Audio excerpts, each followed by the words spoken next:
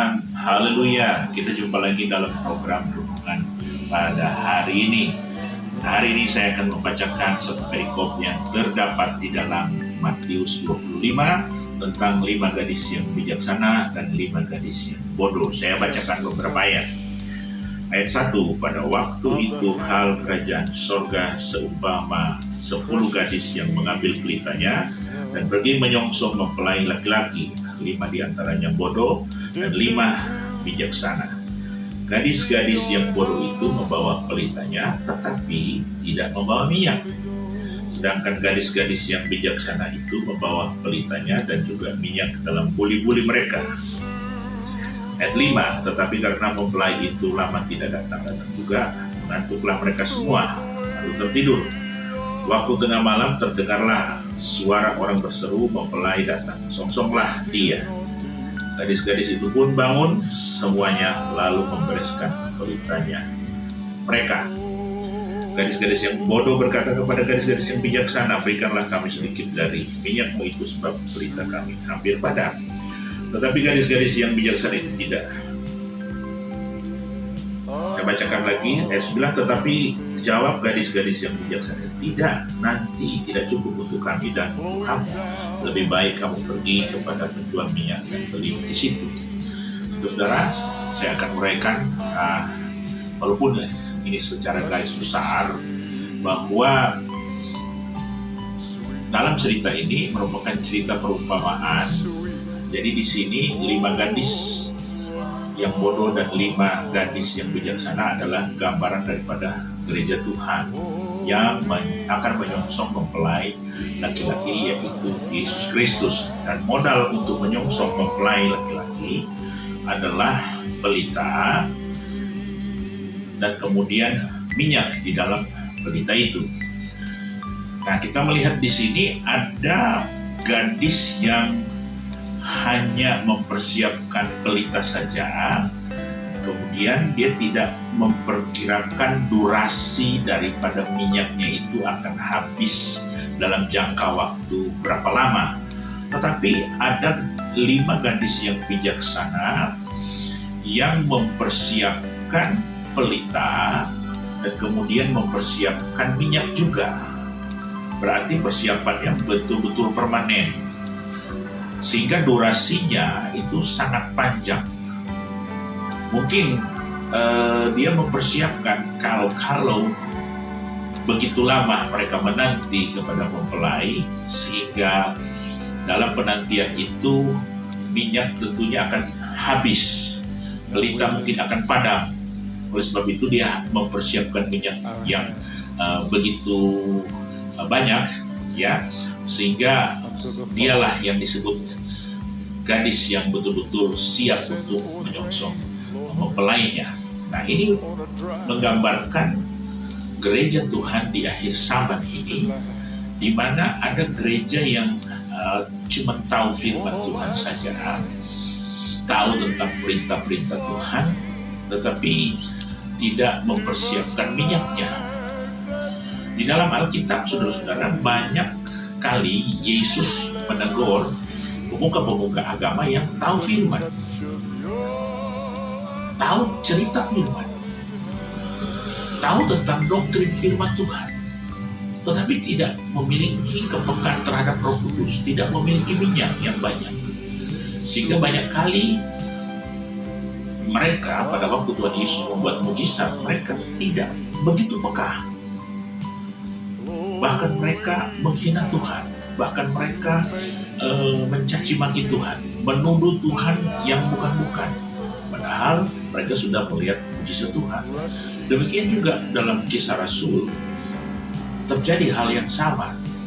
Murid-murid sudah melakukan mujizat, tetapi pemuka-pemuka agama tidak mau menerima bahwa itu berasal daripada Tuhan. Nah, di sini masalah kepekaan. Nah, ini mungkin karena kurang minyak, ya, kurang bersekutu dengan Tuhan. Nah, umat Tuhan di akhir zaman akan mengalami hal yang demikian. Ada kelompok yang tahu firman, tetapi tidak mempercayai mujizat-mujizat, tidak mempercayai kuasa Tuhan, tidak suka dalam penyembahan, tidak suka dengan persekutuan dengan Tuhan. Nah ini saudara-saudara mungkin akan tergolong kepada 5 gadis yang bodoh. Ya, sama-sama menanti kedatangan Tuhan. Tetapi di sini kita lihat di sini memang ada persamaan antara 5 gadis yang bodoh dan bijaksana, sama-sama menanti Tuhan, sama-sama tertidur di sini. Mereka tertidur ya, mereka tertidur. Baik 5 gadis yang bijaksana maupun yang bodoh sama-sama tertidur. Kenapa tertidur? Ya mungkin ada hal yang membuat gadis-gadis ini tertidur, mungkin karena kecapean. Ya di zaman akhir ini saudara-saudara banyak hal yang membuat kita capek. Kompetisi yang ada di dunia ini membuat orang-orang, baik orang beriman maupun orang tidak beriman itu merasa capek, banyak menguras tenaga dan lain sebagainya, sehingga tertidur. Ya, tertidur dengan segala keadaan, atau ada orang juga mabok dengan segala keadaan saudara-saudara, sehingga itu bisa tertidur. Nah, Alkitab berkata di dalam, coba saya baca di dalam sebagai pembanding ya, 1 Tesalonika 5 dikatakan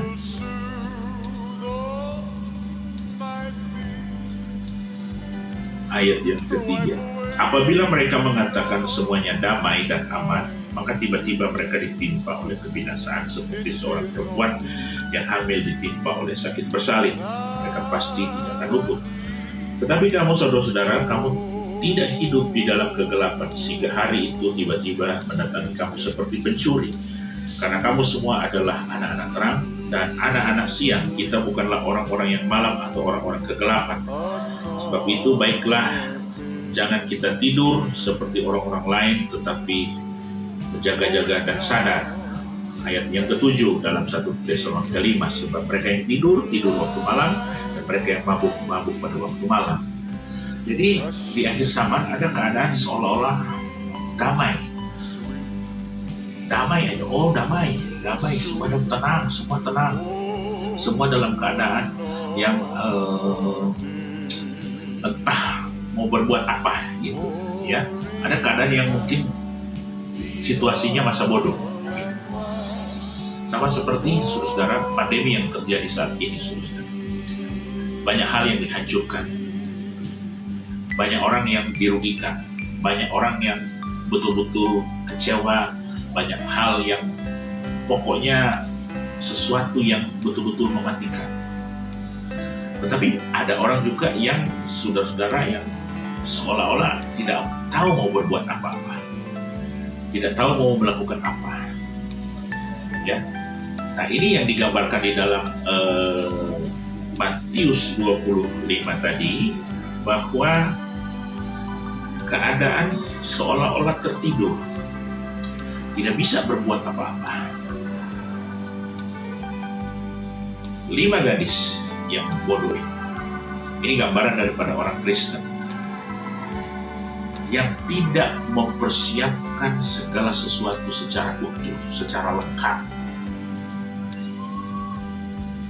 Akhirnya waktu tengah malam mempelai datang, mereka kekurangan minyak, mereka mau cari kesana kemari sudah nggak bisa, waktunya sudah tidak memungkinkan. Tiba-tiba mempelai datang, dan akhirnya saudara-saudara mereka masuk kepada kesulitan, kesengsaraan yang sangat besar. Nah di akhir zaman saudara-saudara ada 3,5 tahun di mana masa itu dipercayakan kepada antikris untuk menganiaya orang-orang yang hidup di zaman itu. Nah 5 gadis yang bodoh saudara-saudara, karena tidak memiliki minyak yang banyak, ya tentunya dia harus berjuang keras melewati masa 3,5 tahun itu. Nah oleh sebab itu saudara-saudara yang kekasih, apapun yang terjadi saat ini, keadaan apapun, kita harus mempersiapkan minyak itu. Kita harus persiapkan minyak, yaitu Roh Kudus. Kita harus persiapkan pelita, yaitu firman, dan minyak, yaitu Roh Kudus. Saudara-saudara, Kalau saudara masih memiliki minyak yang banyak, tandanya apa? Tandanya saudara bisa bersekutu dengan Tuhan. Tandanya saudara rindu dengan Tuhan. Tandanya saudara haus senantiasa dengan Tuhan. Nah, itu minyak itu melimpah saudara. Ya. Tetapi banyak sekali saat ini yang saya perhatikan, banyak orang yang begitu tergiur dengan organisasi, tergiur dengan kepemimpinan, tergiur dengan kekuasaan dan lain sebagainya, saudara-saudara, sehingga lupa bahwa seharusnya kita harus mempersiapkan minyak. Ya, kita harus mempersiapkan pelita yaitu firman dan minyak supaya pelita itu tetap bercahaya dan minyak itu tetap ada sampai Yesus datang pada kali yang kedua. Karena gereja Tuhan dia akan disingkirkan di satu tempat. Modalnya apa? Firman dan kuasa Roh Kudus. Oleh sebab itu, saudara-saudara, apapun keadaan kita saat ini, mari kita tetap mempersiapkan minyak dan firman itu melimpah dalam kehidupan kita, sehingga kita tidak tergolong 5 gadis yang bodoh, tetapi kita tergolong 5 gadis yang bijaksana, punya firman dan punya minyak, yaitu kuasa Roh Kudus. Kita berdoa. Bapa kami di dalam surga, kami sudah dengar renungan firman Tuhan. Biarlah hati kami tetap menggebu-gebu untuk mencari Tuhan, mencari wajah Tuhan, mencari Engkau dan kekuatan-Mu. Dan Roh Kudus biar tetap limpah dalam kehidupan kami, limpah bagi anak-anak Tuhan yang ingin mencari Engkau. Terima kasih Tuhan, terpujikan nama-Mu ya Tuhan. Biarlah Tuhan meteraikan firman-Mu dalam hidup kami. Dalam nama Tuhan Yesus Kristus. Haleluya. Amin. Puji Tuhan. Sampai berjumpa pada program yang berikut. Tuhan memberkati.